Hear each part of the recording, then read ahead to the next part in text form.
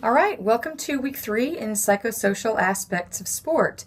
Last week we looked at sport and education, and a big part of sport and education is college sports. And so your discussion questions actually asked you to look at some of the different sides of college sports. So I'll debrief about those real quick, and then I'll go on to what we're looking at this week.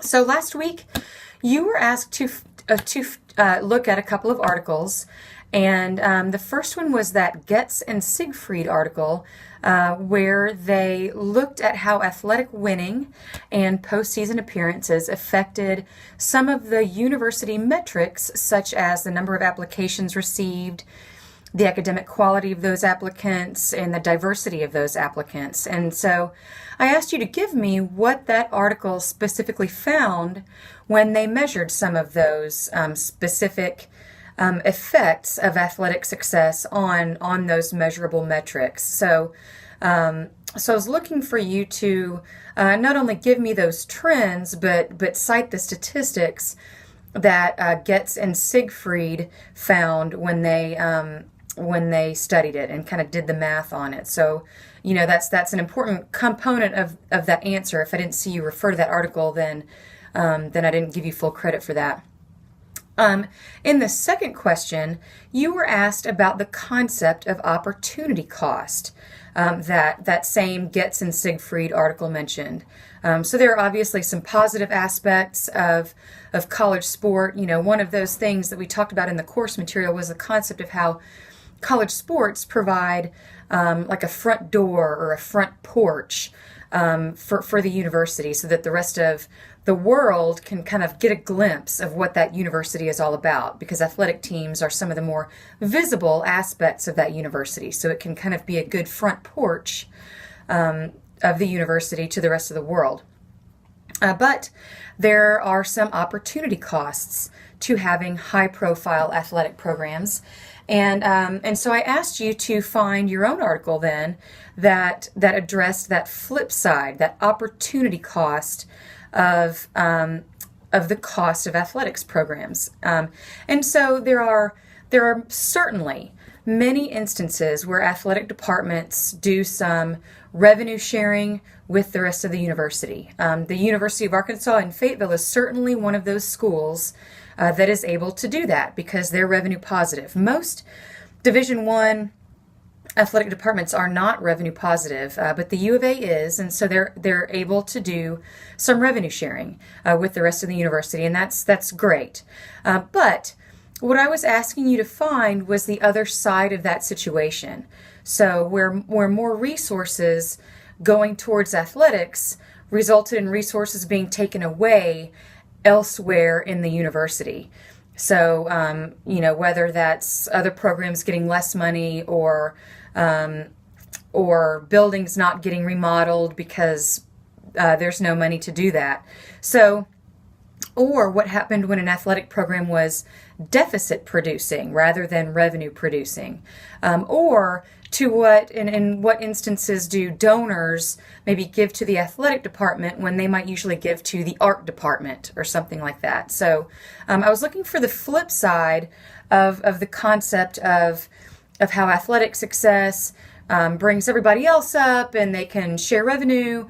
That's kind of an idealistic representation of athletics. And sometimes it happens that way, but a lot of times it doesn't. And so I was asking for the flip side of that. And I found an article in USA Today that talks about how Washington State University has recently racked up a very large deficit in its athletics department trying to fund some facilities. And how the rest of the university is having to take measures to help balance that deficit. And what it resulted in was raising student fees.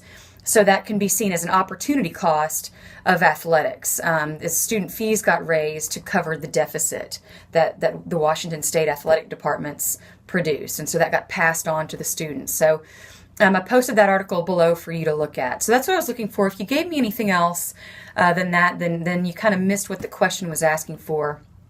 And so I wanted to kind of debrief what I was looking for there. So this week we are looking at sports and politics, and this is a big one. We're still embroiled in some political turmoil right now, and part of that plays out on the very public stage of national sports. So, one of the very hot button political issues that's been going on for a few years now, it doesn't seem to be going away, is the national debate about whether freedom of expression, whether it's in support or protest of government, is acceptable while an athlete is on field in uniform. And I think that the national anthem debate is one of the first things that pops into our heads when we think about how politics and sport intersect.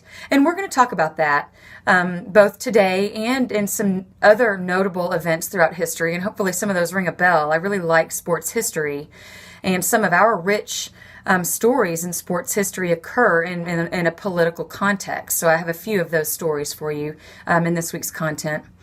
But there are a lot of other aspects regarding the way that politics and sport intersect. So just briefly, a couple of examples I attached an article here in this section about some recent changes to tax legislation that took away the deductibility of donations to athletic departments. So if you write a check to your athletic department and call it a donation and try to deduct it from your taxes, you used to be able to do that, but you no longer can't.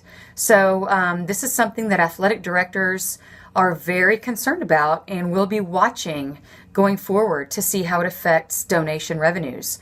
I guarantee you that Chase is looking at that right now and seeing how that's going to affect Euler's bottom line in athletics this year. So we're also, another example of some recent political issues in sports is that we're also right in the middle of some gender identity legislation issues. And, some of the bigger legislation that's being debated right now with transgender rights are in the political context, or when we talk about health care benefits, as well as laws governing adoption. So, we think about gender and sports and transgender rights in sports, but a lot of those issues and attitudes and kind of the current political climate and thinking about those issues in sports trickle down from some of the other legislative things that are being debated on a national scale right now. And so those are some of the big ones, and those transgender rights issues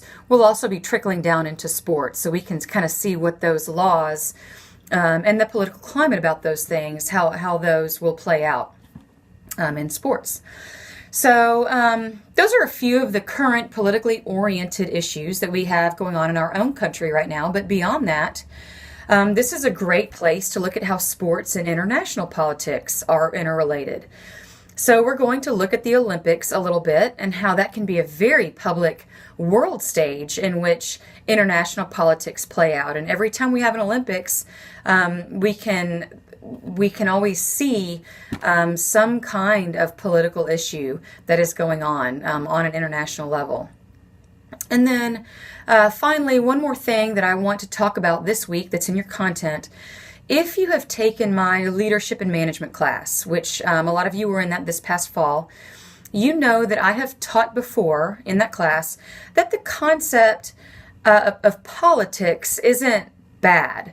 Politics isn't a bad word. We associate it negatively a lot of the time, but it's not a bad word, and I don't want it to be negative. Politics are a very necessary way in which we give and take in a society where there are limited resources. So there will never be enough money to go around, and politics is one way that we make decisions about what our country and what our cities look like. For example, which projects get funded and how we're going to pay for them. So things like our highways and our schools and our parks, those all come about through politics. And the political part of it is just the decision-making process. It's how we compromise, how we elect the people that make those decisions, and how they give and take to move those very necessary public amenities forward. And so I'm not shy about saying that I support political candidates who value sports and recreation and healthy living opportunities like parks and fields and bike trails and active transportation. Those are things that are necessary for our healthy communities. And so that's certainly something that you can look for when you consider political candidates. And you can certainly ask your congressmen and representatives for consideration for sports and recreation and active types of amenities in our public society. So we'll talk about politics and sports some at the end of this content. And I certainly wanted to put a plug in for the positive aspect of sport and politics. That's politics are certainly a way that we get some of our public amenities like parks and War Memorial Stadium, for example, and some things like that we recognize in our society as very healthy and positive. So have a great week. And I like this class. It's one of my favorites. There's always current events and things going on where you can really see some of these issues come to life. So I look forward to seeing some of your examples in the current issues assignments to see kind of what some of the current things that you see going on with some of these topics. So have a great week. I'll talk to you soon.